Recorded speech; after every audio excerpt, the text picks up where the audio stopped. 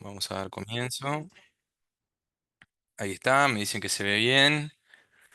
Bueno, habíamos hablado ya en el módulo anterior, sí, en la clase anterior, mejor dicho, que el módulo este es de combustión.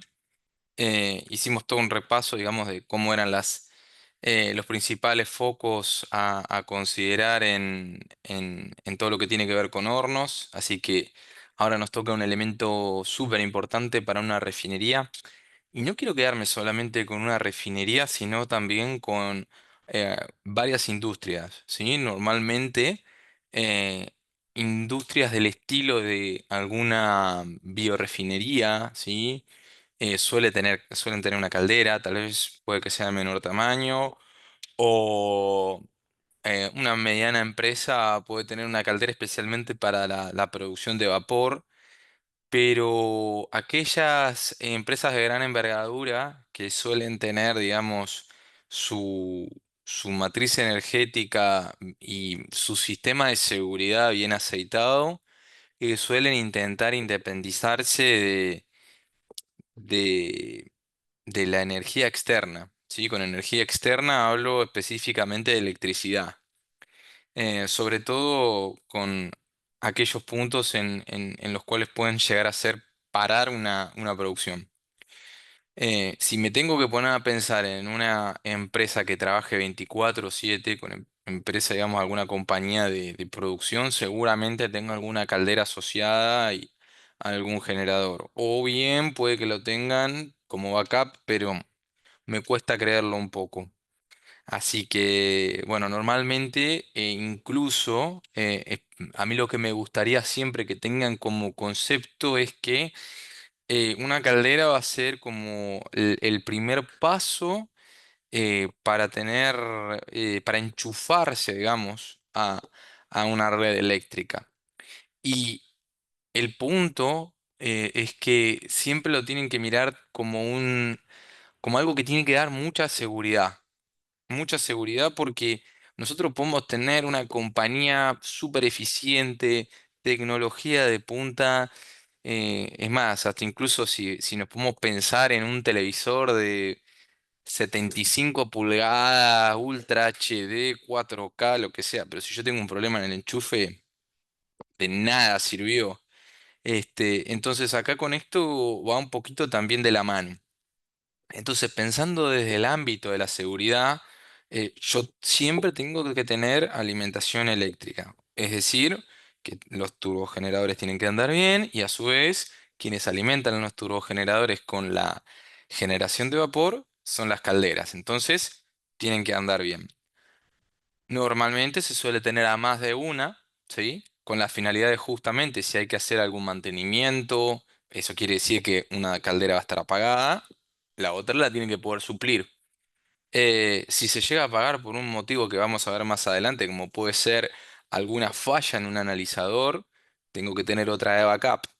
Y tengo que tener muy, muy en claro dentro especialmente yendo, ¿no? al ámbito de una refinería donde ya habíamos hablado un poquito de la clase anterior, las cosas no pueden parar porque eso tiene un costo altísimo, no solamente monetario, sino también en la confiabilidad de los equipos, en la nueva puesta en marcha, digamos.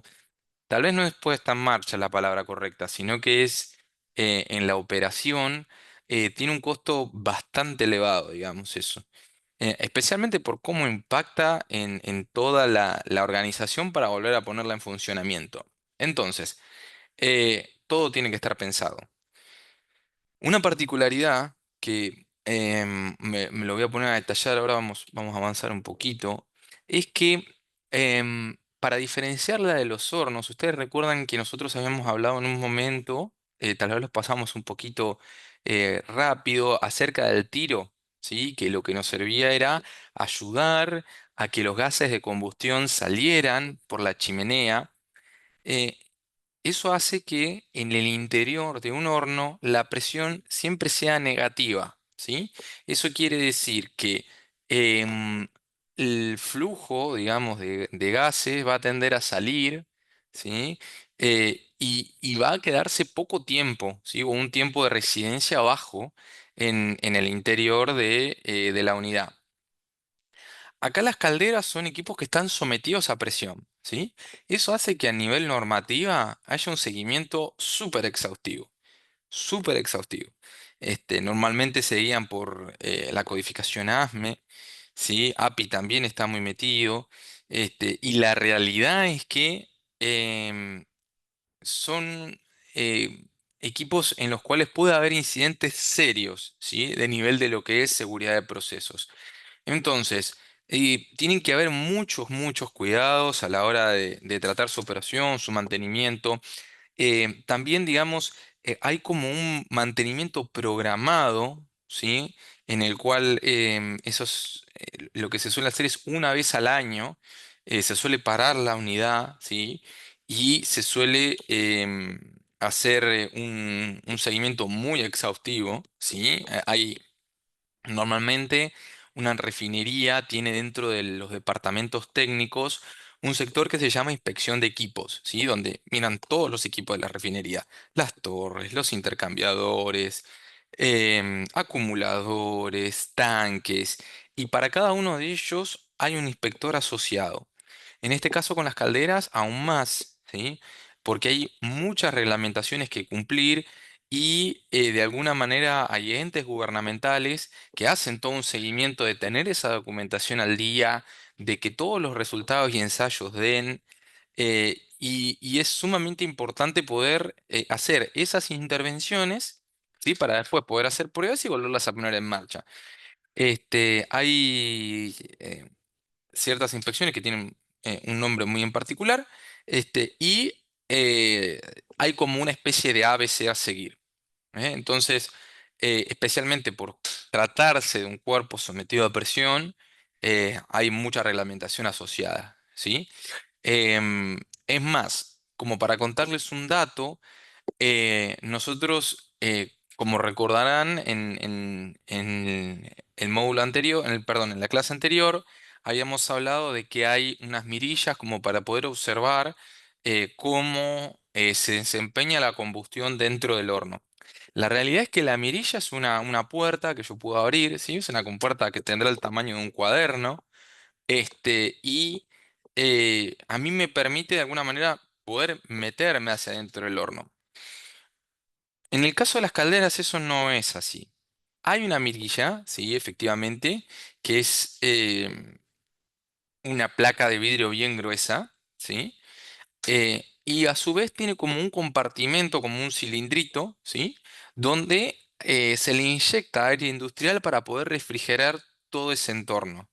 Y eso es porque los gases en el interior van a tender a pegar fuertemente contra las paredes porque como está sometido a presión, y si yo llegara a abrir, digamos, esa mirilla por algún motivo cual sea, esos gases calientes van a salir y podrían llegar a ocasionar algún inconveniente del entorno de la seguridad. ¿Eh? Así que bueno, ¿cuáles van a ser, digamos, los objetivos de esta clase? En un principio, hacer énfasis en lo que es una caldera acuatubular. Vamos a ver que hay dos tipos de calderas, ¿sí? Pero a fines prácticos no hay calderas sumotubulares prácticamente en las refinerías por una cuestión de las capacidades que necesitan, ¿sí? Tal vez en una biorefinería puede ser un poco más em, puede ser posible que haya alguna humo tubular, pero normalmente siempre se enfocan en eso por los rangos de presión y temperatura, sobre todo, y nivel, la carga de operación. Así que también me gustaría que entendieran a grandes rasgos los componentes y el funcionamiento. Básicamente, por ahí, a diferencia, digamos, de la clase anterior, en estos casos, ya como les comentaba, hay una especialidad netamente dada con eso. Entonces, si ustedes tuvieran que desempeñarse como un ingeniero de procesos, ser un supervisor o estar desde el otro ámbito de producción como un ingeniero de producción, van a ver básicamente los parámetros generales porque va a estar muy asociado a lo que refieren a responsabilidades a un especialista. ¿Sí? Un especialista va a estar 100% involucrado en lo que es las calderas. Entonces, entender, digamos, cuál es la aplicación industrial va a ser algo sencillo. Lo resumiría así, si tendría que decir qué hace una caldera, genera vapor de alta. Listo, pum, cierra, terminamos el curso y con eso se van todos tranquilos. Este, y bueno, también me gustaría reforzar algunos conceptos, el de seguridad, ¿sí? El de eficiencia y del mantenimiento. De mantenimiento vamos a ver un poquito, pero vamos a ver algunas cosas. De eficiencia vamos a hablar bien al final, porque voy a complementar información que me gustaría haber compartido en la clase anterior y dándoles un poco el por qué tiene gran importancia. Recordemos que yo les había dicho que los hornos y las calderas en su conjunto pueden representar el 30% de el consumo energético de una refinería. Así que cuando lleguemos a esa porción se van a empezar a dar un poco cuenta en un gráfico, sí, está muy aproximado, digamos, pero son con números prácticamente reales. Todos los desvíos que uno puede llegar a tener por no trabajar eficientemente, ¿cuánto puede costar? Y bueno, ni hablar que de seguridad, vamos a ver algo de alguna válvula específicamente de seguridad, va a ser algo muy sencillo, pero me parecía sumamente importante la introducción con la cual comenzamos, como para entender un poco de que la caldera es un elemento bastante complejo en ese sentido, ¿sí? Pero bien, a ver, la caldera industrial es un equipo térmico, podría decirse que es un intercambiador de calor, en donde... eh, lo que vamos a ver es que es una carcasa, ¿sí? De una serie de tubos que están pegaditos uno al otro, ¿sí? Están soldados, como para evitar cualquier tipo de pérdida de calor, donde, bueno, el líquido que va a refrigerar va a ser agua y vapor, ¿sí? Porque nos vamos a ir encontrando con las dos fases a medida que vayamos recorriendo, ¿sí? Las distintas secciones. Y el objetivo es generar vapor de alta presión. Ahí está mal escrito, dice presentación, pero es presión. Este, ¿Por qué alta presión? Porque básicamente tienen que empujar los álabes, ¿sí? De los turbogeneradores, que digamos son a la vez pesados y que van a estar en continuo movimiento. Y algo sumamente importante que hay que tener en cuenta es que ese vapor siempre tiene que estar seco. ¿A qué me refiero con seco? Nosotros em, no podemos generar un vapor que tenga algún pequeño condensado, ¿sí? Alguna porción, un porcentaje mínimo de condensado. No, cero. Cero condensado porque fundamentalmente algunas de las acciones que se pueden llegar a dar es dañar justamente los álabes, ¿sí? Ese daño de los álabes provocaría la ruptura de justamente el turbogenerador y es algo que no es admisible principalmente por costos, ¿sí? Y ni hablar que si se paran los turbogeneradores implica que se cae la energía eléctrica. ¿Eh? Así que bueno, también va a quemar, o sea, va a estar compuesta por una sección donde va a haber una serie de quemadores. Esa sección se llama el hogar, ¿sí? Donde se encuentra la mayoría de los tubos, pero bueno, va a haber una sección también donde, bueno, en la parte trasera van a haber quemadores que van a quemar combustible líquido o gas natural o el gas de refinería, como habíamos hablado antes. Y bueno, digamos, a medida que se vaya alimentando la caldera con agua, que tiene que estar tratada también bajo estrictos estándares, ¿sí? Porque, a ver, el agua esa tiene que intentar evitar la corrosión, ¿sí? Porque la corrosión es parte de un fenómeno que se puede generar dentro de la caldera. ¿Por qué? Porque vamos a estar trabajando a altas presiones, ¿sí? Vamos a estar trabajando a alta temperatura. No me puedo permitir la presencia de oxígeno, ¿sí? Porque prácticamente estoy dando todo un entorno para que se genere la corrosión. Y bueno, hay un montón de otros factores relacionados más que nada con la carga orgánica y demás, pero bueno, eso ya es algo para hacer un énfasis en general.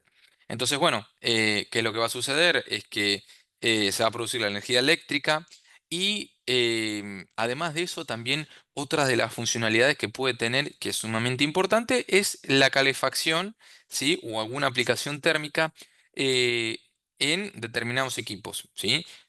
Tal vez puede estar dentro del cracking, se puede llegar a generar alguna alimentación de vapor en especial, pero por sobre todas las cosas en intercambiadores de calor. donde yo lo que voy a querer hacer es, recuerdan que cuando comenzamos hablando de parte de lo que era la alimentación de hornos, los equipos anteriores son los trenes intercambiadores.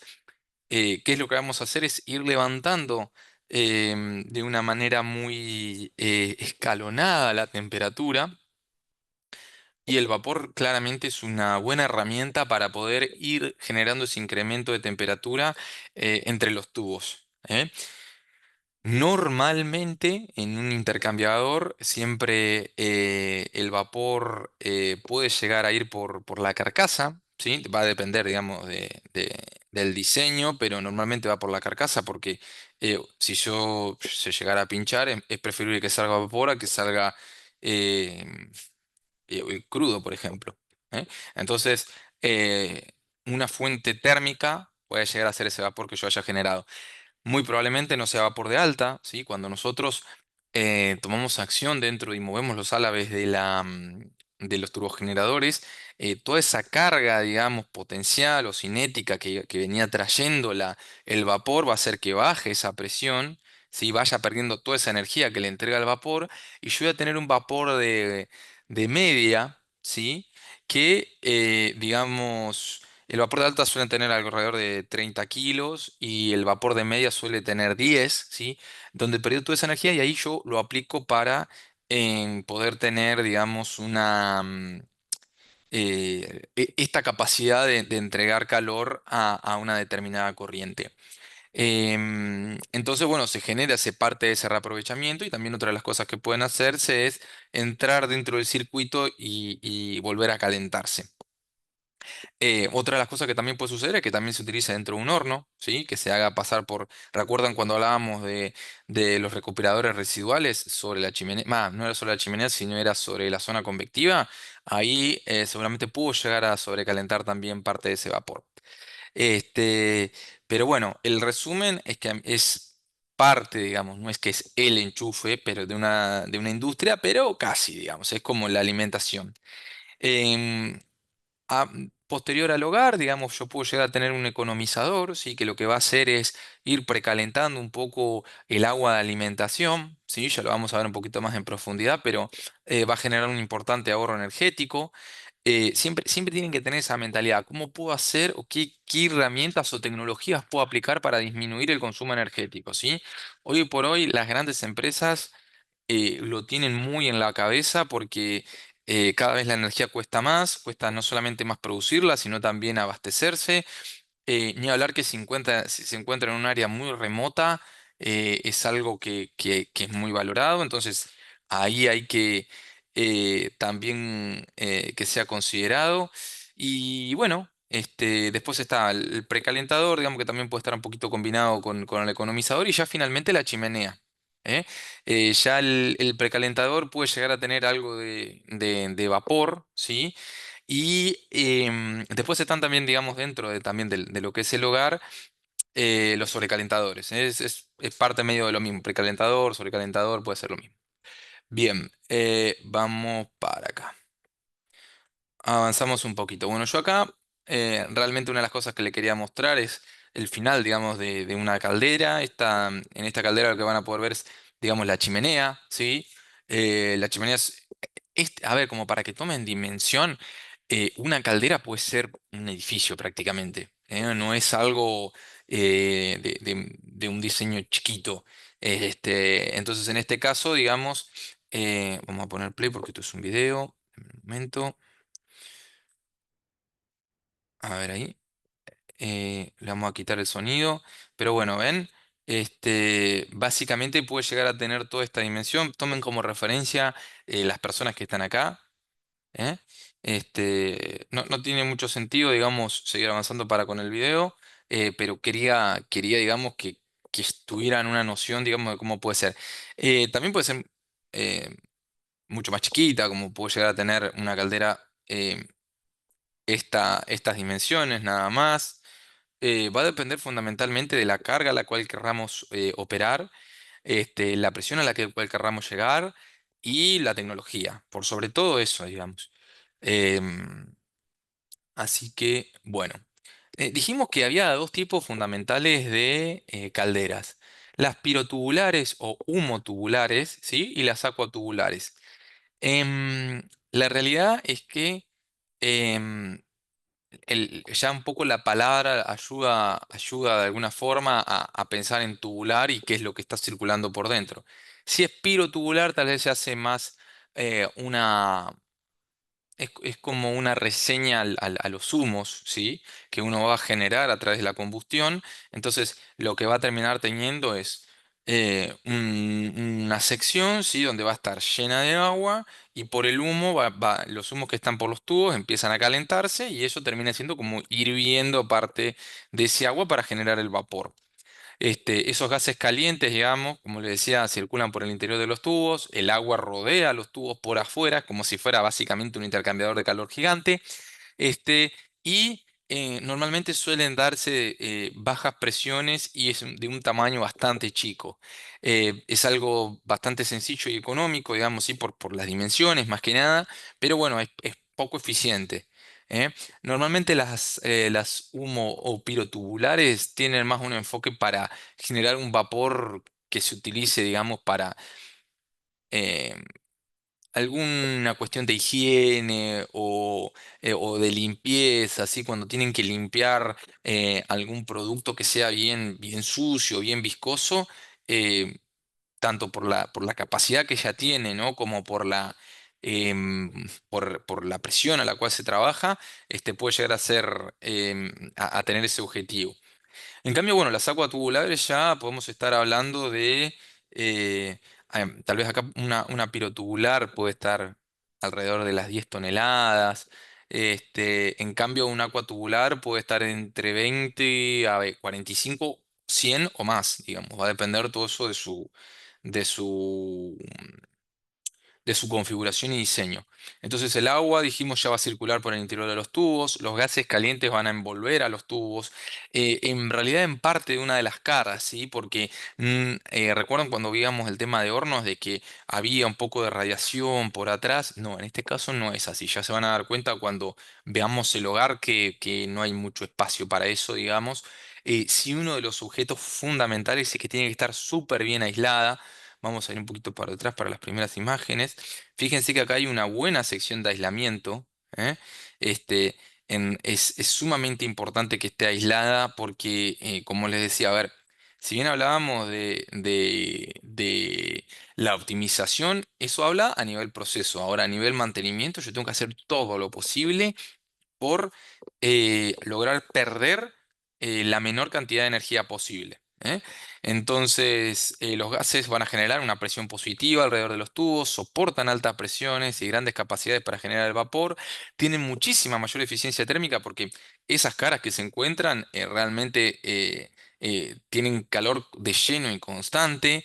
Este, mm, bueno, sí es verdad que también requieren un muchísimo mayor control y un mantenimiento especializado, como había mencionado antes. Este, una inspección legal es ese evento que se hace anualmente con las calderas.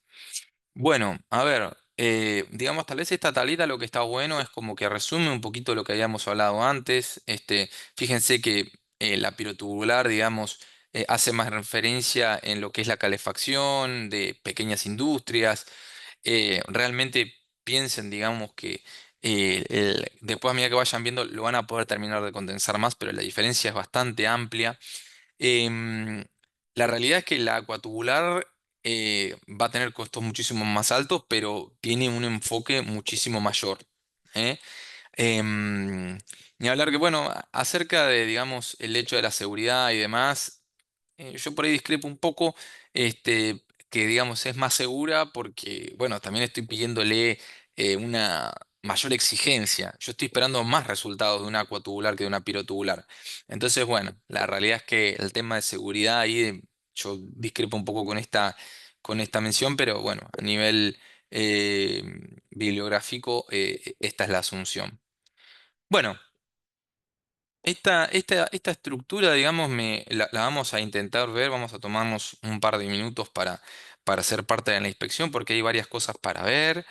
Em, Acá lo que va mayor énfasis va a ser es en el hogar, ¿sí? Parte de esto, digamos, va a ser la descripción fundamental. Acá vamos a comenzar por el principio, ¿eh? Como ya hemos hablado de los hornos, digamos, quienes terminan brindando la energía, porque si no esto, digamos, serían unas paredes de tubos y nada más, son los quemadores, ¿sí? Hay calderas que pueden tener un único quemador, ¿sí? Porque la configuración es más chica, y otras pueden tener cuatro o seis, por lo menos de lo que yo he visto suelen tener, digamos, esa cantidad de quemadores que va a estar siempre en función de la carga que vayan teniendo. Em, los quemadores van a estar alimentados por combustible, ¿sí? Ya dijimos que puede ser gas natural, em, gas de refinería, o bien combustible líquido. Normalmente cuando uno tiene una parada de planta eh, y no tiene una alimentación de gas natural, siempre suele comenzar con líquido. ¿Por qué? Porque bueno, hasta que no se generan todos los procesos los procesos generales, digamos, de la refinería y no se termina generando gas de refinería, no voy a tener con qué alimentarla. Entonces eso es normal. Una de los cuidados que hay que tener, especialmente porque cuando uno hace un seguimiento respecto de lo que es la combustión, es la generación de humo, ¿sí? Eh, Cuando uno ingresa dentro de una caldera, si encuentra mucho humo en parte de las paredes del lugar, es que la operación no fue del todo satisfactoria, ¿sí? Pero bueno, si tiene la consideración de que se utilizó combustible líquido, bueno, yo ya lo puedo tomar como una normalidad. ¿Eh? Bueno, entonces eh, ya tenemos el combustible. Los quemadores, como vamos a ver más adelante, van a tener un chispero, a diferencia del piloto. La realidad es que lo único que vamos a hacer es generar una chispa en algún momento, ¿sí? Porque vamos a tener otros elementos de seguridad. Y la alimentación de aire va a estar dada por ventiladores, ¿sí? Son ventiladores de tiro forzado. ¿Qué quiere decir esto? Que el aire va a ser forzado a pasar a través de unos conductos para alimentarse a través de los quemadores. Entonces, bueno, vamos a tener la generación de calor, va a haber muchos gases que van a estar todos contenidos, ¿sí? Fíjense que no hay ninguna salida. Em, entonces vamos a tener las paredes de tubos y en algún momento ya nos vamos a empezar a encontrar, tal vez rápidamente, con el sobrecalentador, ¿sí? Que básicamente, fíjense, vamos a omitir un concepto por ahora, pero lo que está sucediendo es que estos dos son acumuladores, ¿sí? Uno es de agua, que se le dice también tambor de lodos, y este es un acumulador de vapor. El vapor va a tender siempre a subir, ¿sí? A menos de que, bueno, ya esté pensado como para directamente ser alimentado. Y acá se va a dar el sobrecalentamiento, digamos, de ese vapor. Entonces, eh, en algún momento, por una cuestión netamente de lo que es el control, vamos a tener un atemperador, ¿sí? Que básicamente lo que va a querer es administrar un vapor, ¿sí? De menor temperatura como para evitar la ruptura de los tubos, ¿sí? Entonces, con esto se termina regulando la temperatura y a la cual va a salir. De todas maneras, existe una válvula de seguridad, ¿sí? En el caso de que sobrepasemos la presión y ese vapor se termina ventilando a la atmósfera. La realidad es que no es muy deseado eso porque quiere decir que no operamos de alguna manera bien, pero bueno, es uno de los primeros elementos de seguridad que vamos a tener. Entonces este vapor ya va a entrar dentro de parte de lo que es el suministro. Bueno, hablamos de los acumuladores de vapor y el tambor de lodos. Básicamente esto va a estar, es como una especie de conexión, digamos, donde en algún momento, digamos, de toda la serie de tubos, ¿sí? Van a terminar condensando el vapor en el acumulador de vapor y aquellas gotas que yo ya, o condensado en realidad, van a terminar cayendo y se van a reterminar circulando a través del sistema para volver a alimentarse a través de los tubos. Entonces, también, digamos, existe otra válvula de seguridad en este entorno porque nosotros también tenemos que mantener una presión dada y si no, nuevamente se ventea. Realmente cuando uno está en una refinería y sabe que se activó una válvula de seguridad es porque se escucha un chiflido muy, muy potente. Bueno, digamos, parte también como les había mencionado, el economizador, digamos, va a haber, siempre se tiene que dar, digamos, el suministro por una válvula de control de nivel. nosotros pensemos que las temperaturas que también se van a manejar acá van a estar entre los 900 y los 1200 grados. Entonces, el tubo siempre, siempre tiene que estar lleno de agua o de vapor, de lo que sea, pero tiene que estar lleno, porque si no, se pincha. A diferencia, digamos, de un horno, donde si yo pincho un horno tengo que pararlo, ¿sí? Porque estoy utilizando un combustible de alguna manera en su interior. Acá en este caso no es tan terrible, se puede llegar a pinchar un tubo. Es terrorífico, digamos, pero yo puedo estirar la operación hasta la inspección legal y en todo caso, una vez que bajaría la carga, ¿no? De alguna forma, y podría operar hasta que la pueda intervenir. Normalmente, como les dije, si uno está muy jugado, digamos, no es que eh, cambiar un tubo dentro de una caldera es algo complejo, pero no es imposible, a diferencia de cambiar un tubo en un horno, que eso ya requiere realmente una planificación mucho más exhaustiva. Bueno, entonces ya más o menos vimos los grandes aspectos, vamos a avanzar, vamos a ir viendo un poquito.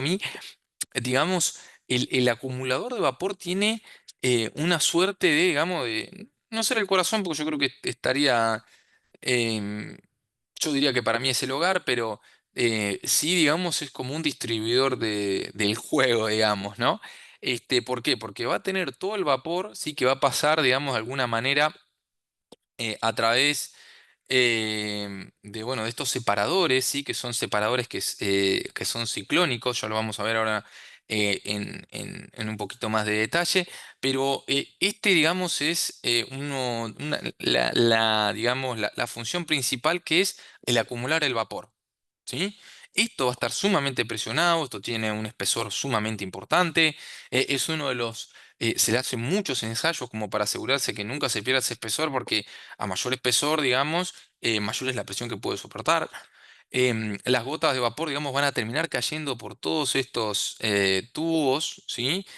Recuerden, digamos, lo que habíamos visto antes, digamos, ¿no? Que se va a encontrar un poco con el tambor de lodos.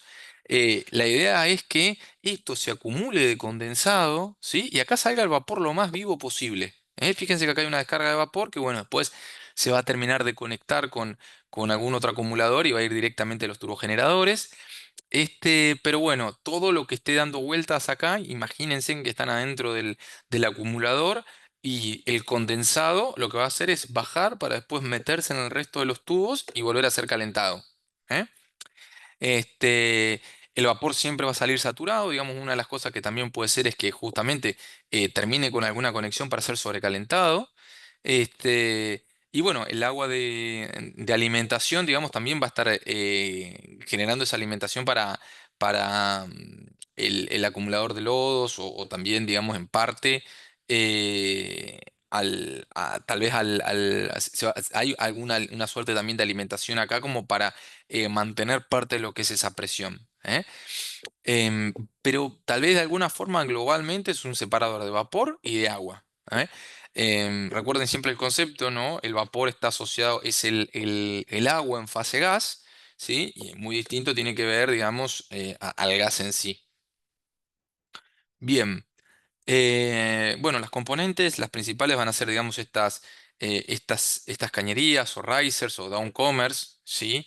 ¿Qué más? Bueno, la descarga del vapor saturado,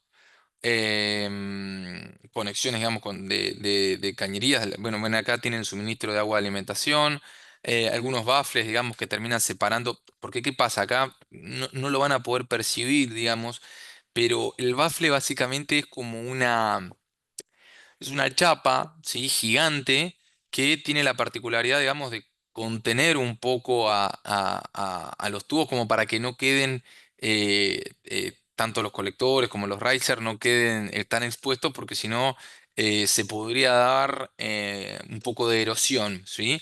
Recordemos que todo esto está súper presionado.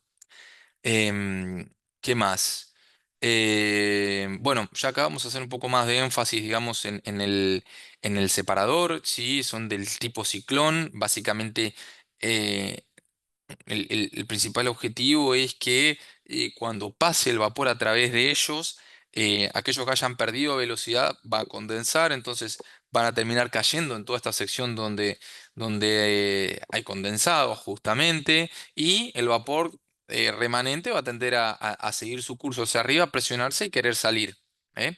Hay de todas maneras, antes de llegar acá, otros separadores que se llaman tipo chevron, que parecen como estos signos de menor, que ahora lo vamos a ver en una imagen más adelante. Y bueno, el objetivo siempre va a ser la producción de vapor seco. Bueno, fíjense, digamos, cuando hablamos un poco de mantenimiento y demás, eh, este tipo de elementos siempre se inspeccionan en una caldera. Cuando claramente no, esto va a ser siempre cuando se hace una inspección legal. ¿Eh? Y fíjense el impacto que tienen, porque miren cómo termina dejando el espesor, digamos, ¿no? de este elemento. Y miren un poquito también acá por encima cómo terminan quedando parte de, de las secciones que tienden a ser helicoidales, porque el objetivo es siempre que darle tal vez como una especie de flujo direccional al vapor y condensar. Lo más importante siempre en estos casos es condensar lo que no tiene la temperatura deseada. Bueno. Bueno, como habíamos hablado, el separador elimina el agua del vapor saturado, ¿sí? En más que agua, yo diría condensado. Acá esto lo voy a corregir para la próxima. Porque en realidad también, digamos, el vapor es agua en sí. Bueno, ambos van a estar, digamos, el condensado y el vapor van a estar en equilibrio, así que se genera como ese ciclo entre que me convierto en una burbuja o me convierto en una gota. Ahí hay que evaluar bien esos puntos. Pero bueno, finalmente lo que va a hacer es que todo ese agua va a terminar atravesando el bafle y, y digamos, encontrándose con los distintos tubulares que terminan comunicándolo con el tanque de lodos. Bien, vamos a seguir un poquito haciendo énfasis en lo que es el separador. Fíjense que, digamos, parte de... Esto tal vez resume un poco en lo que es el tipo ciclón. Lo que va a hacer es eh, que en esta entrada, digamos, entra el vapor que se dice que es húmedo porque viene en ese equilibrio, termina ingresando acá al separador, hace todo el movimiento helicoidal y si todavía tiene la presión suficiente y está seco, va a tender a subir y si está todavía en la zona que termina siendo el, el condensado, va a tender a caer. Es eso, es bastante sencillo. Y acá arriba lo que voy a tener es una alimentación de vapor seco. Em, bueno, a ver, quisiera valorar algún otro comentario. Ahora más adelante vamos a ver en la próxima diapositiva los separadores del tipo Chevron, ¿sí? Se parecen un poco a un separador de tipo placa, porque básicamente son plaquitas, ¿eh? Y también se les suelen llamar de misters, ¿sí? Cuando uno también trabaja con un acumulador, puede encontrarse con un demister. Normalmente los acumuladores, digamos, lo que tienen es algún combustible como alguna nafta o sí, en gasoil me cuesta pensarlo, pero bueno, este, pero digamos cuando pueden llegar a encontrarse por el punto de evaporación, digamos, van a atravesar lo que son los de Mister, que son como unas mallas medias tortuosas, como para que se encuentren con una especie de superficie fría y de alguna manera condensen esas gotitas. La idea es que justamente separemos el acumulador, digamos, además de acumular justamente también es una especie de separador, digamos. Entonces, cuando escuchen las palabras, digamos, de Mister, también hace un poco de referencia a eso. Em, Tipo los topes bien, de la torre de destilación. correcto, justamente, ese es uno de los ejemplos. Muy bien. Bueno, ven, cuando hablaba digamos, el separador de tipo chevrones de este estilo, ¿sí? Creo que yo hablaba de un menor, digamos, bueno, va a ir más que nada asociado a esto. Fíjense que la idea es que se encuentren con placas, ¿sí? Que tengan una temperatura distinta, digamos, a la que ellos cargan y condensen. Condensen. Todo lo que yo tengo que tener siempre en la cabeza porque quiero tener vapor seco, porque si se va a encontrar con una turbina, los álabes tienen que estar secos. Siempre secos. Bueno, yendo un poco, digamos, a lo que son los colectores, ¿sí? Y los dos acumuladores, siempre el acumulador de lodos va a estar en el fondo y el acumulador de vapor va a estar en el tope, básicamente también por una cuestión de las diferencias de temperatura. Siempre lo más caliente va a tender a subir y lo más frío a bajar. Este, bueno, básicamente también nosotros teníamos de alguna forma alguna alimentación de condensado como para producir parte de este ciclo, ¿sí?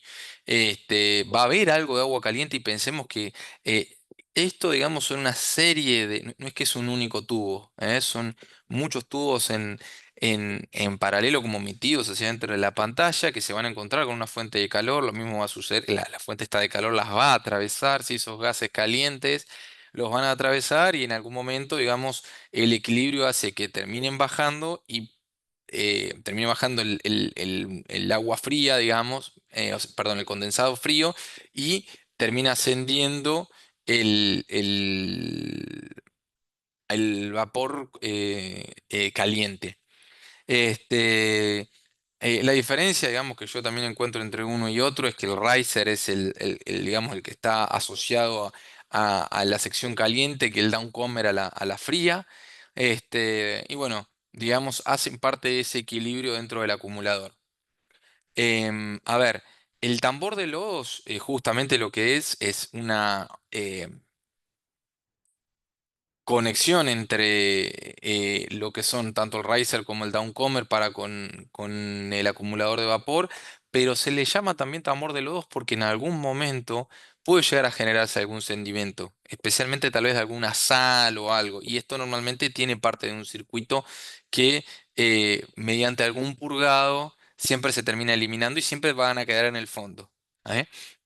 Hay muchos parámetros para medir en cuanto a todo lo que refiere al mantener una calidad de agua, que eso es sumamente importante porque si yo dejo em, pasar, digamos, todos los compuestos salinos, lo único que van a tender a hacer es a pegarse en la pared de los tubos. Entonces, eso de alguna u otra manera siempre va a generar una resistencia. Una resistencia al paso del calor. Entonces, eh, recuerdan que yo siempre les hago el énfasis de que tratamos tanto a los hornos como a los tubos de los hornos, como los tubos de las calderas, como que el fluido que pase por dentro termina refrigerando los tubos. Yo lo que termino haciendo siempre énfasis es en el tubo, en el tubo. ¿Por qué? Porque el tubo se va a encontrar con una cara caliente. Y si encima yo tengo una resistencia a que el tubo le pase el calor al fluido, que en definitiva es el objetivo que yo tengo, en algún momento se piensa a calentar. Entonces, mientras más se incremente esa resistencia, más difícil el pasaje de calor. Si es más difícil el pasaje del calor, lo que va a pasar es que el tubo se va a empezar a calentar cada vez más. Y todo eso tiene un límite. El límite termina siendo que hay como una deformación, ¿sí? Normalmente siempre puede empezar con algún pandeo, en el caso de un tubo de un horno, y acá directamente en una caldera, tanto por la presión a la cual se está trabajando, que es muchísimo mayor que la de un horno, directamente, ¡pum!, se pincha. Y ahí empezamos nuevamente con los problemas, porque una vez que se pincha, la realidad es que eh, va a haber como una orientación preferencial a que el agua empiece a salir por ahí. Y ahí es donde se empieza a generar más problemas, porque lo único que puede pasar es que cada vez se incremente más. Se va a empezar con una pinchadura muy chiquitita y va a poder verse, ¿sí? A través de otros parámetros de operación porque básicamente va a caer parte de la presión. ¿Eh? Si yo observo, todo el sistema está presionado. A menos que yo haya activado alguna purga, ¿sí? Dentro de lo que era el tambor de lodos, que digamos es algo que yo incité a que baje la presión. Si yo observo en algún momento una caída de presión es porque probablemente se haya pinchado un tubo. Y puede que yo no logre verlo, porque tal vez no alcance a verlo de las mirillas, pero seguramente puedo llegar a ver si está cerca de las llamas del quemador, puedo llegar a notar que hay como alguna alteración en la combustión. Bien, ya ahora nos estamos metiendo cada vez más en lo que es el hogar. ¿eh? Quería mostrarles un poco cómo es parte de la configuración de los tubos. Yo lo que más tengo que hacer es barrer lo más, la mayor área posible, porque yo quiero el mayor intercambio, quiero la mayor transferencia térmica. Entonces, mientras más área de contacto tengo, más fluido puedo calentar, por ende, más carga puedo tener, por ende, más producción puedo tener. Este, entonces, fíjense un poco cómo es esta imagen, ¿no? Acá se van a dar cuenta ahora en la próxima diapositiva, pero acá probablemente vaya un quemador. Eh, Tienen esta forma porque nosotros de alguna manera tenemos que proteger toda esta sección, ¿sí?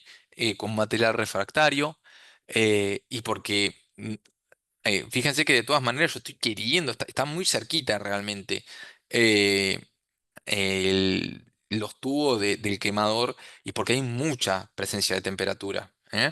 Entonces, básicamente si la tenemos que definir, va a ser la primera superficie que se va a encontrar con una fuente de calor, va a cubrir en la totalidad, ¿sí? Con una presión positiva al área de donde se va a encontrar todos los gases de combustión. Tienen un diseño muy particular, si todos estos tubos hay que doblarlos. Este, bueno, en algún momento nosotros tenemos que pensar que se va a dar la transición entre eh, el agua en fase líquida, los bolsones, ¿sí? de vapor y el vapor en sí. ¿Eh? Entonces, lo que va a pasar por el hogar es seguramente sea fase líquida que esté muy pronto a convertirse en vapor y el vapor que yo directamente ya vaya a sobrecalentar va a estar por los sobrecalentadores, que ya vamos a ver en unas diapositivas más adelante cómo se va cuál es el diseño, digamos, que tiene. Este, bueno, esto también puede llegar en una menor medida, puede llegar a encontrarse en una sección de un paso de hombre. ¿Eh? ¿Qué es un paso de hombre? Digamos, una entrada a la cual uno accede para dar espacio a ingresar a hacer las inspecciones visuales. Y también va a tener una función medio similar en las cercanías de las mirillas. Así que bueno, quería mostrarles un poquito esto. ¿Eh? Esto de alguna manera es un resumen de cómo es una caldera. De cómo es. Porque fíjense que acá yo ya tengo los dos acumuladores, el que va para abajo, el que va por encima, que este va a ser claramente al cual va a terminar acudiendo de alguna forma todo eh, el, el vapor y abajo va a caer agua que sea condensada, digamos, y va a empezar a pasar este flujo. ¿Eh?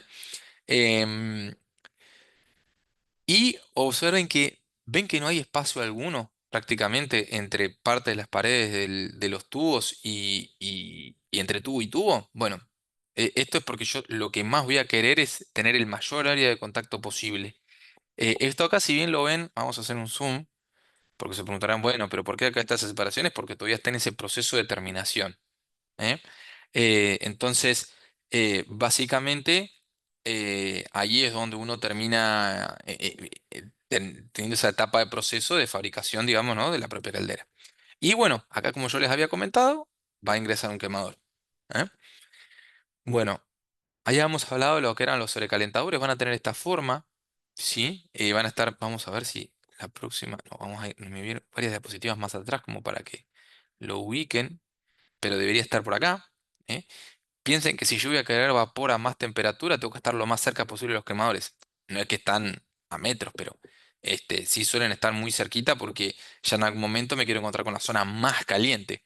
Debería suceder de alguna forma que por encontrarse todo bien cerrado, las temperaturas deberían ser muy similares. Tampoco piensen que hay una distancia astronómica, ¿eh? El hogar es relativamente chico, pero sí es cierto, digamos, de que necesito de alguna manera encontrarme con el calor en su cercanía. Este, suelen ser de otro material, digamos, siempre tienen que poder tolerar, digamos, las altas temperaturas. Por acá sí o sí va a circular vapor, por acá no pasa agua, acá ya no alcanza el condensado. Y bueno, el flujo gas caliente, más caliente, termina calentando ese vapor. ¿Por qué quiero vapor más caliente? Bueno, ahí ya hay que ir un poco más que nada a las curvas, ¿no? De los distintos diagramas, donde yo, mientras más incremento la temperatura, voy a poder lograr una mayor presión. ¿Y por qué quiero mayor presión? Porque quiero chocar más fuerte contra los álabes del turbogenerador. Ese es el pensamiento que al menos yo tengo para con esto. Eh, bueno, acá hay algún que otro comentario, digamos, sobre el pasaje, digamos, de lo que es la temperatura de saturación, para que el líquido comience a hervir, digamos, alcance el punto de ebullición y demás. Creo que esto, digamos, de alguna forma son los principios termodinámicos. Bueno, y acá también, digamos, recuerdan que habíamos hablado un poco de de la temperador, que lo que va a hacer es, en algún momento, tengo alguna lectura de temperatura, yo no me puedo pasar, porque, a ver, estamos acá tal vez pensando en una idealidad de alguna manera, pero la realidad es que yo no tengo el control 100% del tiempo, entonces me puedo llegar a pasar por ejemplo, en una bajada de carga. Este, entonces, si yo bajo la carga, quiere decir que le estoy alimentando menos agua a la caldera, entonces en algún momento voy a tener menos vapor, entonces si yo tengo menos vapor me pasa por el sobrecalentador, entonces las paredes de los tubos van a estar más calientes, entonces el poco vapor que pase va a tener mucha mayor temperatura y tengo que lograr que la temperatura no sea lo suficientemente alta como para que me pique el tubo y ¡guau! Cuántos problemas, ¿no? En un ratito les hice un verso larguísimo. Entonces, tengo que poder controlar de alguna forma con el atemperador, poniéndole más vapor, porque recordemos que acá no pasa agua. Pero si yo me encuentro con un vapor tengo vapor a 400 grados y le pongo un vapor de 300 para temperarlo, bueno, son 100 grados de delta térmico que de alguna manera va a minimizar parte de ese impacto, ¿no? Siempre va a estar inyectado como un spray. Bueno, acá dice que es un spray de agua, pero bueno, en este caso no hace tanto referencia puede ser que, digamos, también se genere un spray de agua, más que nada haciendo énfasis de, che, quiero bajar mucho la temperatura. ¿Eh? Em, bueno, este es un punto muy interesante, digamos, que es el desagregador. Quiero preguntarles cómo vienen, porque yo sé que hablo mucho y capaz que no sé si están cansados, quieren un break. Si me dicen que están bien, seguimos adelante, sin problemas, ¿eh?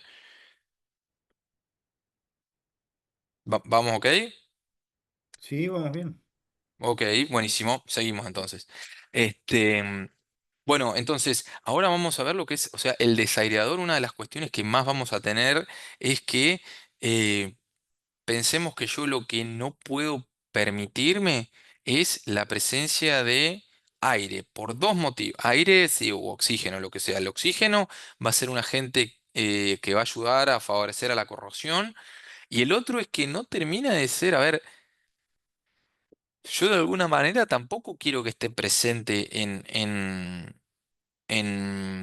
un posible, en una instancia del turbogenerador, ¿sí? Porque en realidad el aire acá lo que único que va a hacer es, no va a cambiar su estado y de alguna manera puede llegar a impactarme también dentro de una lava y generarme algún problema. Así que son varios los motivos por los cuales yo no me puedo permitir la presencia de oxígeno en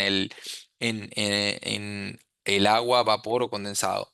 Entonces, básicamente, el desaireador termina entrando, digamos, eh, termina formando parte de este sistema que es un tanque de almacenamiento en el cual, les voy a resumir, se le saca el aire, ¿sí? Por la presencia de vapor, ¿sí? Que genera un poco una turbulencia. Entonces, se termina quedando todo el aire contenido, y lo que me va a bajar es condensado directamente.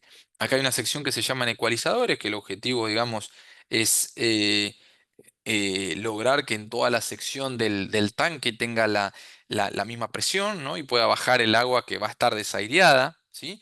Y va directamente para servicio. Y siempre una de las cosas que tengo que tener son indicadores de nivel, como para que yo pueda visualizar rápidamente que hay nivel de agua. Porque si no tengo nivel de agua, recuerden que va a pasar todo ese otro proceso que hablábamos antes con el ejemplo sobre el calentador. Este, Así que bueno, puede suceder también que un desaireador no sea únicamente para una caldera, ¿sí? Sino que por el dimensionamiento alimente a más de una. Y bueno, de ahí se vaya generando, digamos, la alimentación a los distintos, em, a los distintos circuitos de calderas que tengamos. También tiene una válvula de seguridad, ¿sí? En el caso de que haya una sobrepresión, se activa y termina saliendo a la atmósfera. Entonces, el desairador elimina gases disueltos, principalmente el oxígeno.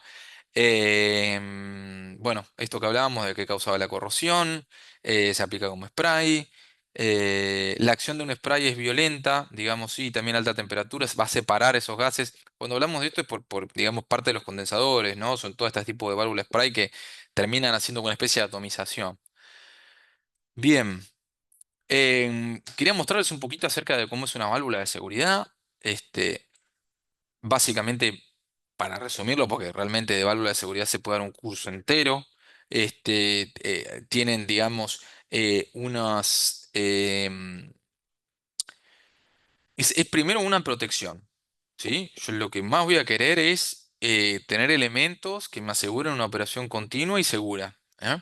Eh, digamos, este resorte tolera una cierta presión que digamos cuando esto está muy, está como comprimido y básicamente cuando se logra vencer esa presión, se activa este resorte y lo que hace es que esta traba que yo tenía acá, que era mayor que la presión que me estaba ejerciendo, digamos, en la sección anterior, se levanta, ¿sí? Y termina saliendo por acá el vapor.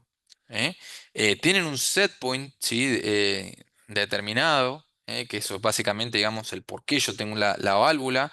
Una vez que yo supero esa presión, chao, se activa y bueno, vemos cómo coordinamos esto hasta que la presión justamente baje y una vez que la presión que ejerce, digamos, parte de este resorte para con el tanque o donde sea que esté ubicada sea mayor, se vuelve a activar. ¿Eh? Em, bueno, estos, digamos, han sido varios de los comentarios que hemos hecho recientemente. Ahora ya nos vamos a empezar a meter un poquito con quemadores, ¿sí? Bueno, como habíamos mencionado antes, los quemadores de la caldera pueden ser de gas natural, de combustible líquido, pueden ser de gas de refinería. Básicamente pueden tener esa combinación. Tienen la misma estructura en combustible líquido como vimos en la clase anterior, un martillo, ¿sí? Que tiene un ingreso de combustible líquido y otro ingreso de vapor. Son dos cilindros concéntricos. Por el interior pasa el combustible líquido, por el exterior el vapor, para ir calentando paulatinamente al combustible líquido. Se encuentra con la pastilla, atomiza, se generan esas pequeñas gotitas de combustible para darle un buen contacto, ¿sí? La mayor área de superficie posible y se produce las reacciones químicas de la combustión para generalmente hacer la liberación de calor. Este, mm, Tiene un ignitor que se llama eléctrico, un ignitor eléctrico que vendría a ser, digamos, el chispero. ¿Eh? Y em, una de las cosas más fundamentales es que los quemadores tienen que ver mucho con la seguridad. Mucho con la seguridad. ¿Por qué? Porque cuentan con un analizador de llama, ¿sí? Que lo que básicamente le va a indicar a la caldera es si hay llama presente o no. Este elemento es súper sensible porque la caldera es un elemento sensible. Entonces, si en algún momento yo no logro ver llama, una cosa que sí me puede estar pasando es que a pesar de que no vea llama, se sigue alimentando de gas, ¿sí? Porque el ignitor eléctrico, ¿sí? O el chispero, solamente hace chispa una vez hasta que lee la llama y después se apaga. No es como el piloto que tenía una alimentación continua de gas natural. Entonces, cuando sucede eso, bueno, está. La caldera puede tolerar un quemador apagado y, digamos, claramente si es una caldera de un solo quemador, se va a apagar la caldera por la seguridad. Pero la regla más o menos del pulgar es que si más del 50% de los quemadores están apagados, la caldera se tiene que caer. Si con caerse es que se apague. Entonces, tiene que ver un poco con eso. Yo tengo cuatro quemadores, la mitad serían dos, quiere decir que si no leen tres, se apaga la caldera. Lo mismo sucede con 6. Con 4 quemadores que ve apagados, se apaga la caldera. ¿Eh? Todo lo que tiene que ver con el control y demás, tiene un especial énfasis con eso. Más o menos bueno, si recuerdan, digamos, de la diapositiva cuando mostramos los distintos quemadores de hornos, más o menos esta es un diseño típico, ¿sí? De un quemador de una caldera. Em, Esto que ven acá es el registro, uno de los registros de aire. ¿Eh? Lo vamos a ver que otro es mucho más mecánico. Pero bueno, estas van a ser las lanzas de gas, ¿sí? Los tips de gas, que normalmente están orientados hacia el centro. ¿Sí? Acá no se va a poder ver bien por la imagen, pero siempre van a tender a dar el gas en esta orientación. ¿Sí? ¿Por qué? Porque lo que yo quiero es que se genere una turbulencia que haga esto y que el aire que va a ingresar atrás haga esto. Entonces lo que va a hacer es como acompañarse uno con otro, se encuentran y explotan. Y en el centro, ¿sí? Lo que puede llegar a tener es la lanza de combustible líquido, ¿sí? Que a su vez tiene como este distribuidor de aire, ¿sí? Porque el aire va a venir desde acá atrás, ya ahora lo vamos a ver cuando veamos un poquito más del ventilador, y se va a generar esa turbulencia. Entonces, la idea es como que ustedes háganse la idea que este es pará, vamos a ver en esta imagen. ¿Eh? A ver, estas van a ver que ya son las paredes de los tubos, ¿sí? Entonces, acá yo voy a tener las lanzas de combustible, perdón, de gas. Entonces, el aire va a estar alimentado a través de esta separación, ¿sí? Esto es el exterior de la caldera, ¿sí? Y esto es el interior. Esta es como una especie de cámara de aire, ¿sí? Por donde va a estar alimentado el aire, justamente. Entonces, lo que se va a terminar generando es esa turbulencia, ¿sí? Como media helicoidal, y ahí es donde se va a terminar dando parte de ese contacto. Esta que ven acá, la que se denomina oil gun, va a ser la lanza de combustible líquido. Este es como un manifold donde termina alimentándose el gas. Normalmente suele darse que en alguna inspección se puede llegar a vaporizar esto porque puede haber algo de ensuciamiento en función del tipo de gas que tengamos. Este va a ser el lector de llama, ¿sí? Puede que esté, digamos, gestionado por ese lado. Acá le dicen Pilot Grid, pero en realidad es el chispero. Va a haber manómetros, ¿sí? Indicando parte de la presión. Esto está relacionado netamente al combustible. ¿Se acuerdan que una de las preguntas que me habían hecho era un poco la proporción entre vapor y combustible líquido? Tiene que ver bastante con esto, como para poder ver esa relación, digamos. Y bueno, acá una de las cosas que hacen es que hace, digamos, esto tiene que ver con el camino, ¿sí? De la alimentación de aire, ¿sí? El damper, en este caso, recuerdan que nosotros habíamos hablado de que el horno tiene un damper, que es el que permite la entrada y salida de gases de combustión. En este caso tiene que ver con la entrada netamente de aire, también se llama damper. Vamos a ver un videito más adelante. Este un poco es un diseño, ¿no? Desde que se ve desde el exterior de un quemador, de una caldera que tiene 6 lanzas, ¿sí? Acá está el martillo, acá está la alimentación, una es la de vapor y otra es la de líquido. em, por acá va a tener el analizador de llama. Puede llegar a tener 3 en total. Acá está el chispero. Y bueno, digamos, ahora vamos a ver un poquito más adelante el tema del análisis de llama, pero bueno, fíjense que acá tienen como unas roldanas. Lo que va a hacer es, digamos, esa roldana tiene que ver con el damper. Lo que va a hacer es moverse hacia adelante o hacia atrás para regular la entrada de oxígeno. Lo vamos a ver sobre el final, eso de por qué yo quiero regular el oxígeno. El oxígeno, en realidad, lo que voy a regular es el aire. Bien, este es el chispero. ¿Sí? Básicamente va a tener una chispa, y fíjense que esto en realidad es parte de la alimentación eléctrica. Acá están los orificios, ¿sí? De gas. Vamos a ver si podemos ver un poquito más adelante en alguna otra imagen, vamos a hacer un poquito más de énfasis en el quemador. Em, y este es el ventilador de tiro forzado. Consta básicamente de un motor eléctrico. Acá adentro tiene unas hélices, ¿sí? Y se mueve este motor y esto se mueve a distintas revoluciones, ¿eh? Para dar más o menos aire. Tiene una alimentación de aire que está por otro lado y de acá no se puede ver bien. Y normalmente siempre suelen estar de a pares. ¿Por qué hago esta cuestión de que tienen que estar de a pares? Justamente por seguridad. O sea, nosotros habíamos hablado de que la caldera es un elemento complejo y tiene que estar seguro. Entonces, yo tengo una spare part, digamos, ¿no? Que es como un segundo elemento que me va a ayudar a mí a mantener la, mm, la continuidad operativa y es un elemento clave en la optimización energética. Nos guardamos eso para verlo un poquito más adelante. Entonces, em, el ventilador va a estar en el exterior, como les había dicho, va a seguir todo con un conducto y va a alimentar de aire a los quemadores desde la sección trasera. Vamos a ver esto en un video. A ver, la alimentación de aire va a estar fija, ¿sí? Porque la da el operador de consola desde la consola, justamente. Pero localmente puede ser que yo tenga algún quemador que esté más sucio que otro, ¿sí?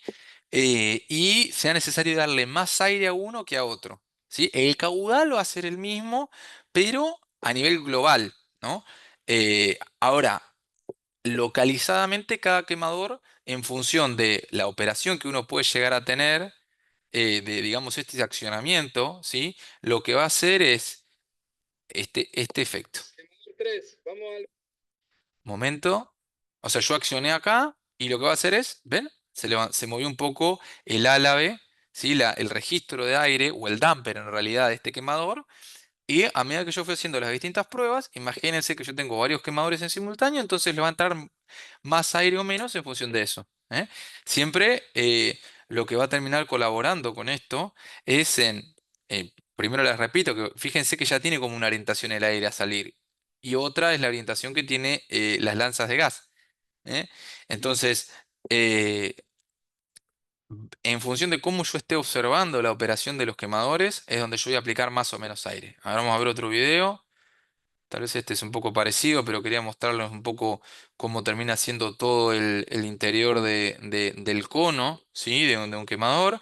Y miren desde la parte de atrás. Esto que ven es el ducto de aire, directamente. Por acá, en algún momento, eh, es esta sección, ¿sí? Esquematizada. Entonces, eh, esta, esta, mm, esta parte del registro, digamos, se va a mover y son parte de estas aspas, ¿eh? Y están accionados por estos brazos que ayudan a abrir o a cerrar, digamos, el ingreso de aire. Si yo esto lo tengo más abierto, más aire ingresa al local de ese quemador, por lo tanto, tengo más exceso de aire disponible. Bueno, detectores de llama. Básicamente tiene que ver más que nada con una cuestión eléctrica infrarroja, ¿sí? Em, si no llega a ver, digamos, el detector de llama no ve llama, envía una indicación hacia la consola. Em, la verdad que no hay mucho más que comentarles que tienen que detectar llamas justamente, y si no la detectan pasa esto del porcentaje que les había indicado. Y bueno, quería mostrarles un poquito también cómo es el interior de una caldera, digamos, que tiene cuatro quemadores, ¿sí? En su diseño. Fíjense que esto que ven acá son todas paredes de tubos, ¿sí? Que están muy cercanos. Tiene un cono, ¿sí? Que si se recuerdan un poco la imagen que habíamos visto del hogar por completo, em, básicamente sería como lo mismo, pero distribuido solamente en una sección. Normalmente suele tener una orientación, un quemador y otra orientación otra, como para poder tener como un flujo condensado en el centro. Si yo no me quiero ir hacia los costados, se puede regular con más oxígeno, digamos, disponible. Tal vez si tengo alguna llama mucho más turbulenta, voy a tender a darle más oxígeno. Pero bueno, tengo que tener sí o sí refractario en esta sección, ¿sí? Para proteger. Tampoco quiero tanto exceso de calor, pero por acá está pasando agua, así que tengo que estar lo más em, desnudo posible a los tubos. ¿Eh? Bueno, de alguna forma previene, digamos, algún choque térmico. Si yo no quiero encontrarme acá, como hacían mención, puedo estar entre 1200 1600 grados, menos también. Bueno, más también va a depender todo también de la combinación de combustible que tenga dentro de ese gas de refinería. Eso va a ser muy útil a la hora de mantener el control del interior de la caldera. Bueno, habíamos hablado un poco también de las secciones de lo que eran los economizadores. Es un intercambiador de calor, ¿sí? Que, como bien lo define acá, va a utilizar parte de ese calor final, ¿sí? Del flujo de gases, que, a ver si tenemos acá, ¿sí? Está ubicado amigo sobre el final, porque acá yo ya compartí toda, la mayoría de del calor, ya lo compartí antes. Y va a ir precalentando también un poco del agua que va a terminar yendo a uno de los acumuladores. Normalmente mm, un economizador es un elemento súper importante para la optimización energética porque puede llegar a disminuir, digamos, el consumo de energía entre un 5 o un 10%.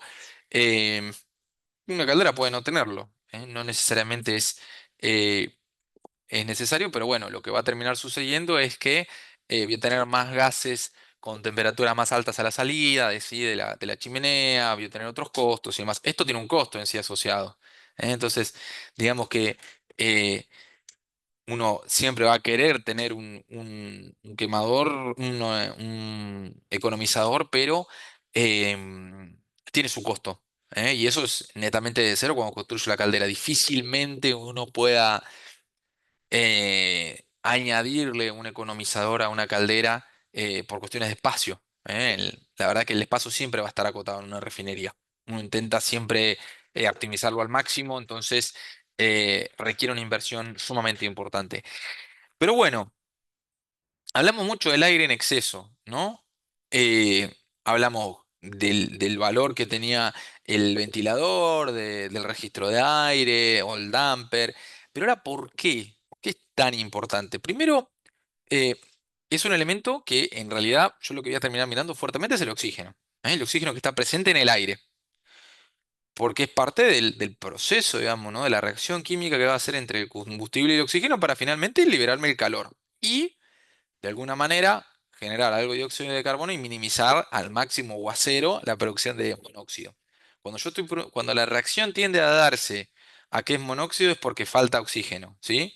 Si sobra oxígeno, tengo más elementos dentro de esta molécula y esto también se da porque no hubo el suficiente tiempo de contacto, ¿sí? Entre las moléculas de oxígeno y la cadena, digamos, de hidrocarburos que forman parte del combustible. Entonces, si yo me manejo en la función lo más estequiométricamente posible. Estequiométrico es decir, eh, utilizo la porción justa, digamos, ¿no? Como para resumirlo. Bueno, yo debería estar en la idealidad sin el combustible no quemado o el monóxido de carbono. Pero la realidad es que eso no es tan así. Entonces siempre termino operando con un porcentaje en exceso para asegurar la combustión. Para esto se hacen ciertas pruebas, ¿sí? Pero ahora, ¿qué pasa? Si me incrementa el combustible, eh, una de las cosas que me tiene que incrementar también es el oxígeno. Porque si yo, vamos a ponerlo en kilos, ¿sí? Si yo tengo 100 kilos de combustible, y para esos 100 kilos de combustible necesito 100 kilos de oxígeno. Si yo incremento de 100 kilos a 115, 110 y sigo quedándome con los 100 kilos, me va a faltar oxígeno para para completar la reacción. Entonces voy a tender a esto. Yo quiero jugar en el límite, pero ahora ¿qué pasa? Uno dice, bueno, el oxígeno de alguna manera, si yo no lo tuviera sacando el hecho de que tengo que inducirlo con los ventiladores, es gratis, ¿no? Porque lo tomo del aire alrededor. Ahora, pensemos una cosa. Yo estoy adentro del hogar, tengo 1000 grados y yo me paso de aire, ¿sí? Lo que yo estoy dándole es alimentándole un gas, ¿sí? Que puede haber estado en un verano muy caluroso a 40 grados. Otra vez miremos el delta. Es, es algo que tiene que ser muy cuidadoso porque eso quiere decir que en un momento se va a empezar a enfriar la caldera y lo que me va a hacer es chuparme más combustible, ¿sí? Para compensar esa falta de energía dada y por ende, porque no, el vapor no va a salir a la temperatura que yo quiero. Entonces, justamente uno de los cuidados más grandes que hay que tener es en identificar cuál es el punto de oxígeno dado para una cantidad de combustible dada que fue generada por la carga, ¿sí?, a la cual yo estoy operando y eh, considerar todas las fluctuaciones, ¿sí?, de carga, porque a la noche todavía es más frío, entonces el delta S de temperatura va a ser todavía mayor, entonces va a tender a darse toda esa compresión, ¿eh? Ahora, este calor que yo generé, yo lo voy a dividir, digamos, en dos etapas. Una que es el calor que efectivamente va a absorber el proceso. Y dos, van a ser todo el calor perdido, ¿sí? Que la sección de pérdidas va a estar más relacionada con la ineficiencia por no tener un buen aislado, porque tengo algún agujero en la chapa, no es en el caso de las calderas, pero sí en los hornos. Em, y bueno, no sé, pueden darse un montón de otros puntos por los cuales yo tenga pérdida o oxígeno parásito.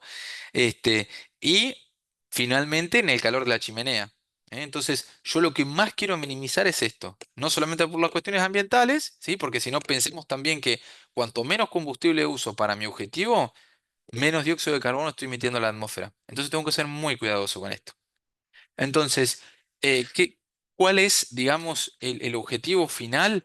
Es yo poder identificar mediante algún instrumento, ¿sí?, que me mida el oxígeno que tengo para un determinado horno, ¿sí?, que normalmente siempre se le suele poner o una H, horno número tal, o una F de furnace, número con la identificación, ¿sí? Y, digamos, si uno tiene un objetivo determinado, el hecho es que se pueda cumplir en la operación sostenida durante todo un día, digamos, ok, si el objetivo era 6, en el cual yo digo, bueno, tengo una operación estable, si yo estoy por menos, cumplí. ¿Sí? Es como que yo cumplí en un día. Entonces, si yo en este caso tenía un objetivo de 6 y la operación en el día fue de 7,8, quiere decir que utilicé más aire del que yo necesitaba.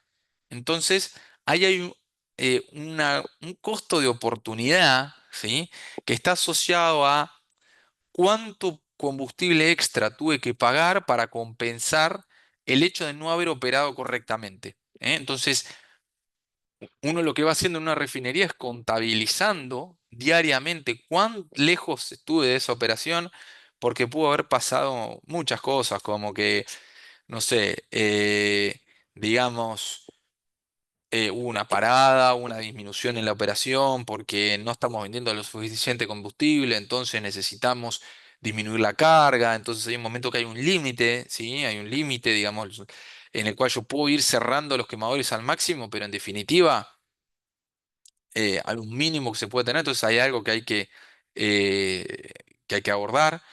Y bueno, entonces uno tiene que ir pensando en esas cuestiones. Y entonces yo les presento, digamos, como esta tabla, ¿sí?, relacionada directamente con el costo de oportunidad, que uno lo va acumulando en, fíjese, estos son dólares por día perdidos por unidad, ¿sí?, por exceso de oxígeno. Entonces ustedes imagínense. Bueno, ok. Este horno, el F300, perdió $186 por día. Lo multiplico por 365 días que va a estar operando y ya tengo un número importante. Ok, pero yo no tengo solamente una unidad, tengo muchas más. Entonces, los costos pueden ser altos. Y hay que explicarle después a la gerencia por qué consumimos tanto más y ahí es donde las cosas empiezan a complicar. ¿Eh? Esto indica que no fuimos eficientes a la hora de operar o al menos de transmitir la información. Y para que se den una idea, tal vez una unidad puede llegar a estar perdiendo alrededor de $400.000 por año. Y es muchísimo. ¿Eh? Em, bueno, básicamente, digamos, en lo que refiere ya, esta es la última diapositiva antes de nuestra sección de preguntas. eh, Uno siempre tiene que estar pensando en que la eficiencia energética es una disminución de costos y también es un incremento de la producción, porque si yo puedo trabajar de la manera más óptima posible, puedo llegar a subir la carga por encima, digamos, si en un momento yo llego al límite, digamos, che, estamos vendiendo muchísimo gasoil, estamos vendiendo muchísima nafta, subamos la carga. Bueno, Los hornos también tienen un límite, pero si nosotros lo logramos optimizar eficientemente, podemos superarlo. ¿Eh? Entonces esto es sumamente importante porque hay que evaluar todo el proceso. La temperatura de chimenea termina siendo un indicador importante, ¿sí? Si me varía mucho la temperatura de chimenea y tengo valores altos respecto de una media, ¿no? Quiere decir que fui ineficiente. Y si lo tengo bajo o lo tengo en la media, quiere decir que operé bien. Ni hablar que la configuración de carga va a tener mucho que ver, el monitoreo también, bueno, en este caso de pérdidas de vapor, es algo para hablarlo más adelante, pero tiene que ver con que la cantidad de vapor generada en una refinería, si yo tengo en todo el recorrido, en los kilómetros y kilómetros que tengo de piping, empiezo a tener algunas pinchaduras por principio de corrosión, estoy perdiendo vapor. Si yo pierdo vapor, la caldera tiene que producir más para compensar esa pérdida. Entonces hay que tener todo medio, digamos, armonizado para poder generar de alguna forma el menor consumo posible. Y ni hablar que hay que hacer inspecciones en el aislamiento de las calderas, en el de los hornos, en todas esas líneas de piping, y generar el respectivo mantenimiento. Así que bueno, hablé un montón. Ya ahora me gustaría que vayan hablando un poco ustedes. No sé si les quedó alguna duda en general. em, Si no, arrancamos con nuestro resumen de preguntas. Nico, te Em, consulto, tema de economizadores. Me sí, acuerdo de los balances más energía, que ujú, mucho calor se lo llevaba el mismo aire. ¿Hay de sí, correcto. eso? ¿Es habitual usar en calentador de aire antes de más? Mira, sí, eso es una muy buena pregunta. A ver, nosotros pensemos, si recuerdan que yo me quedé hablando de la diferencia de temperatura entre el aire exterior y, digamos, el interior del hogar. Si nosotros tenemos esto que nos dice Juli, es sumamente valioso, porque si yo puedo calentar el aire de alguna forma, ¿sí? Tiene que ver un poco con ese tema del precalentador que vimos muy en el inicio. Si yo precaliento el aire con parte del sistema, lo que logro hacer es disminuir ese delta térmico. Ustedes imagínense que esto por ahí se ve un poco más explayado en lo que es los hornos que son de tiro balanceado, en el cual si yo precaliento el aire, lo que estoy haciendo es disminuyendo ese delta térmico, ¿sí? Entonces, en vez de que me entre a 40 grados, como estaría temperatura ambiente en un día muy caluroso, capaz que lo tengo a 110. Entonces, si eso está caliente, está 60 o 50 grados más caliente, menos combustible uso. Entonces, es excelente la apreciación, Juli. No sé si quedó claro. em, para el resto, em, cualquier cosa, eh, mm, me hacen alguna consulta aparte. ¿Eh? No sé si en el chat tenemos alguna. Si llegan a ver alguna consulta en el chat, me lo dicen por acá, porfa. Bueno, pensemos. Vamos rapidito. Todas las paredes del hogar son de tubos. ¿Verdadero o falso?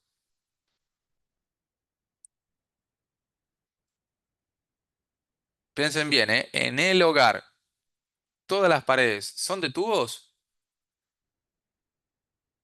Son dos opciones, tiren una.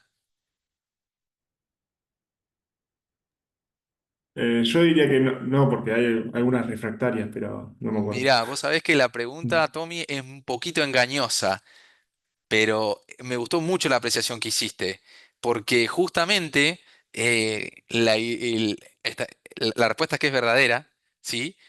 Vamos a venir para acá, porque todas las paredes son de tubos. Pero lo que vos dijiste está bien. Mirá, me quedé con otra, en la diapositiva acá bien al ladito.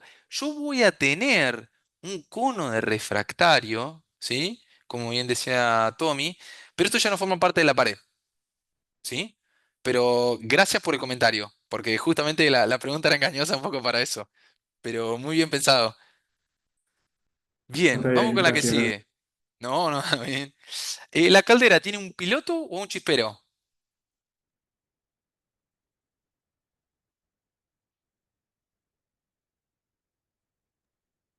Chispero Piloto, tenía. chispero. ¿Cómo? Chispero tenía. Correcto, tenía un chispero, ¿sí? Era esta porción que estaba acá. Recuerden que simplemente tiene este contacto eléctrico, se prende el quemador, listo, se apagó. Es como, ¿vieron en las cocinas? ¿Sí? Que tienen el chipero eléctrico, hace pi, pi, pi, pi, pi, pi. Bueno, exactamente eso. Los economizadores, ¿ahorran agua o ahorran energía?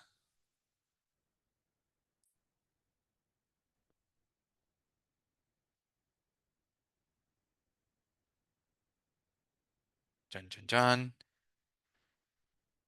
Ahorren energía. Muy bien, ahorran energía. El objetivo era que ahorren entre un 5 o a un 10%. ¿Eh? El agua realmente no es que se va a generar un ahorro. El ¿Eh? agua del circuito es la Porque, misma, digamos, que se claro, precalienta de entrada. exactamente, exactamente. Va a tardar, digamos, ¿no? Por lo que yo quiera ponerlo. Nunca la voy a ahorrar, digamos. La realidad es que no.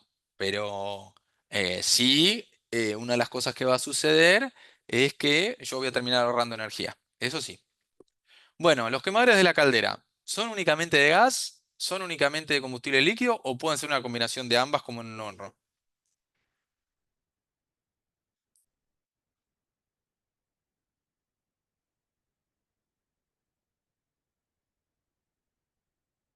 Recuerden bien la imagen que teníamos. Bueno, vamos a avanzar un poquito, sí. Nos matamos, pueden ser una combinación de ambas, ¿sí? Miren acá. Recuerden que teníamos las lanzas de gas y después teníamos el martillo con la combinación. 5. Las válvulas de seguridad. ¿Se abren si se supera la presión seteada o se cierran si se supera la presión seteada? Acuérdense lo que habíamos visto, ¿no? De el resorte. Libera presión, se abre. Se abre, correcto. ¿Eh? Entonces, recuerden que va a vencer a esto. Si se supera la presión que ejerce el resorte, pum, se levanta hacia arriba y ahí comienzan a ventear. Vamos que quedan dos. Para la optimización energética, busco maximizar el consumo de combustible. Busco minimizar el consumo de combustible. Busco optimizar la alimentación de oxígeno o el oxígeno no es importante mientras esté disponible. Acá hay dos respuestas correctas y dos respuestas incorrectas. ¿Qué les parece entre estas dos? ¿Qué es lo que voy a querer? ¿Minimizar o maximizar el combustible? Minimizarlo. Minimizar el combustible, correcto. Piensen que el gas natural tiene un costo, porque yo lo estoy trayendo de afuera. Entonces siempre lo voy a querer minimizar. ¿Y acá el oxígeno me da igual o es preferible minimizarlo también? También No, sí, minimizarlo. que esté en un óptimo, digamos. Perfecto, muy bien. ¿Sí? Recuerdan, busco optimizar tanto el combustible como el oxígeno. Y bueno, y el costo de oportunidad es. Qué tonto soy, lo dije en voz alta.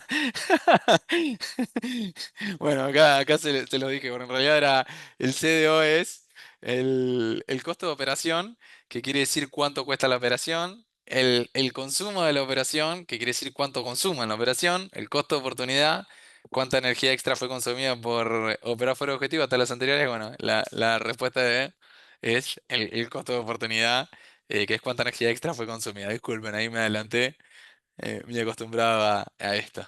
¿Eh? Así que, bueno, Quería participar vos también. quería participar yo también. Bueno, con esto ya, digamos, finalizamos lo que es esta clase, que, bueno, básicamente hizo especial énfasis en cómo es la caldera como equipo, cómo es su tipo de operación, digamos, y las distintas secciones de las partes básicas que la conforman. Em, Hay muchas cositas, digamos, que uno puede ir pensando como troubleshooting con lo que habíamos mencionado anteriormente. Así que bueno, espero que les haya gustado. Vamos a ver si podemos interactuar, digamos, en el grupo de WhatsApp por si tienen alguna otra inquietud o cualquier cosa. Vamos a ver esto que les mencionaba, si podemos llegar a tener alguna clase más a futuro. Así que bueno, cualquier cosa, quedo a disposición de ustedes. ¿Eh? Muchísimas gracias y que tengan un excelente miércoles. A vos igualmente. Nos vemos. Hasta luego. Gracias, Nico. Nos vemos, cuídate. Chao, chao. Chao.